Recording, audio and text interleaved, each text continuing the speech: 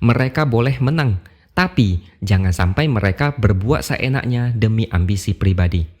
Melihat rasa bangga dari pendukung sebelah karena Prabowo menang, mereka enggak tahu kalau Prabowo masih enggak tenang. Presiden masih ketar-ketir.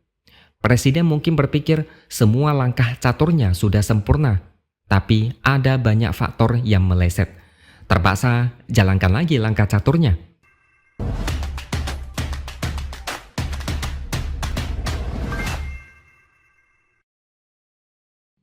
Halo, bertemu lagi dengan saya, X Hardy di Opini Siward.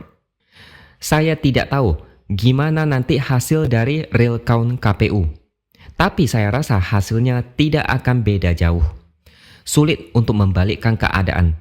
Jadi saya asumsikan Prabowo Gibran adalah pemenang Pilpres 2024 terlepas dari banyaknya drama kotor dan kecurangan yang terjadi di lapangan. Kalian tentu masih ingat dengan 3 statement presiden, yaitu Prabowo menang Pilpres, PSI lolos ke Senayan, dan suara PDIP anjlok. Meskipun ini sudah dibantah, tapi entah kenapa banyak yang tetap percaya dan dijadikan patokan bahwa Jokowi kalah 2-1.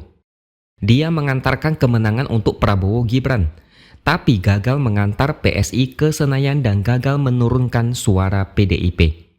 Di video sebelumnya, saya sempat bertanya-tanya, ada apa dengan menurunkan suara PDIP? Tapi, kalau ditarik benang merahnya, pelan-pelan mulai ada penjelasan yang masuk di akal. PDIP secara mengejutkan menjadi pemenang di pemilihan legislatif. Ini adalah sebuah keanehan. Di Pilpres 2004 dan 2009, PDIP kalah di pemilihan legislatif. Kalah juga di Pilpres karena SBY dan Demokrat saat itu terlalu kuat. Di Pilpres 2014 dan 2019, giliran PDIP yang menjadi juara karena menang di pemilihan legislatif dan juga menang di Pilpres. Tapi di Pilpres 2024, PDIP kalah di Pilpres tapi menang di pemilihan legislatif. Memang ada yang janggal, tapi sudahlah, kita anggap aja begitu. Ketika PDIP menjadi pemenang di pemilihan legislatif, artinya jumlah kursi di DPR adalah yang paling banyak. Jumlah kursi di DPR menunjukkan seberapa kuat sebuah koalisi atau oposisi. Memang koalisi 02 menang Pilpres, tapi kalau partai pengusung paslon 01 dan 03 bergabung, maka mereka menjadi mayoritas di DPR. Kalau sampai ini terjadi, maka bisa saja membuat pemerintahan Prabowo kesulitan. Banyak yang berharap agar PDIP menjadi oposisi karena akan menjadi hal yang bagus untuk pemerintahan. Ada check dan balance. Harus ada partai di parlemen yang menjadi penyeimbang kebijakan-kebijakan pemerintah atau eksekutif. Kalau tidak ada oposisi, maka tidak ada penyeimbang. Segala kebijakan akan mulus meskipun kontroversial, dan fungsi parlemen akan menjadi mandul.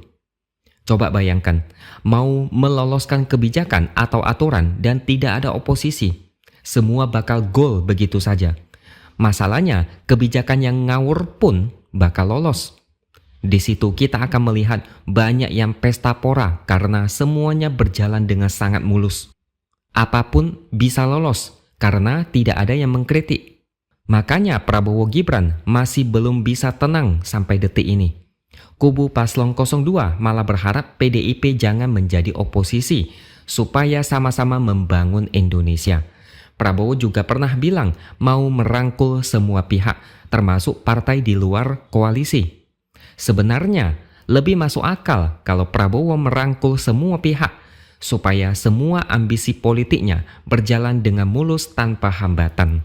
Tapi kalau kita pikir-pikir lagi, anggaran makan siang dan susu gratis, itu aja sudah 450 triliun setahun. Belum lagi yang lain-lain, yang tidak mendesak.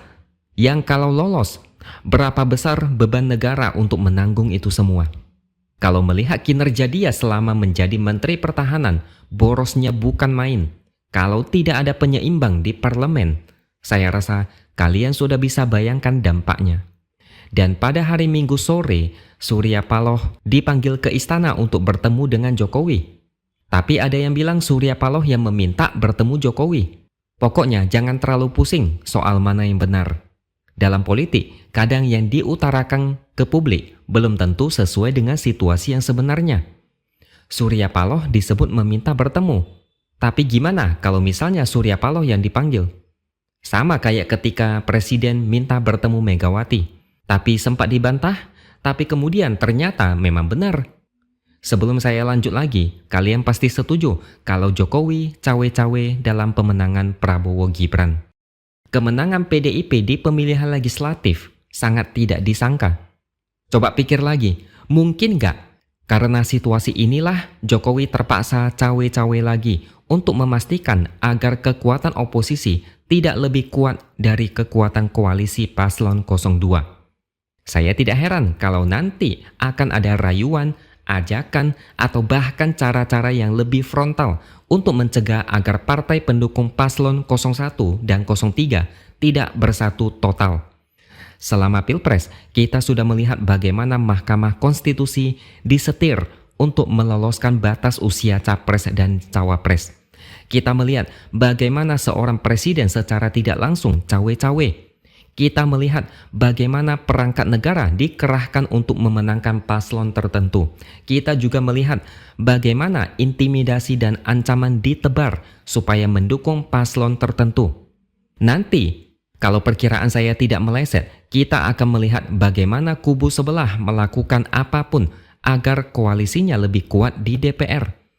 Mungkin juga kita akan melihat presiden cawe-cawe jilid 2. Pilpres memang sudah selesai. Bagi pendukung Prabowo Gibran, mungkin ini adalah kemenangan besar. Tapi sebenarnya ini hanyalah kemenangan di tengah jalan, bukan di garis finish. Prabowo Gibran harus menghadapi tantangan di parlemen akibat PDIP yang menjadi pemenang. Makanya banyak yang berharap PDIP tetap konsisten dengan pendiriannya, yaitu menjadi oposisi.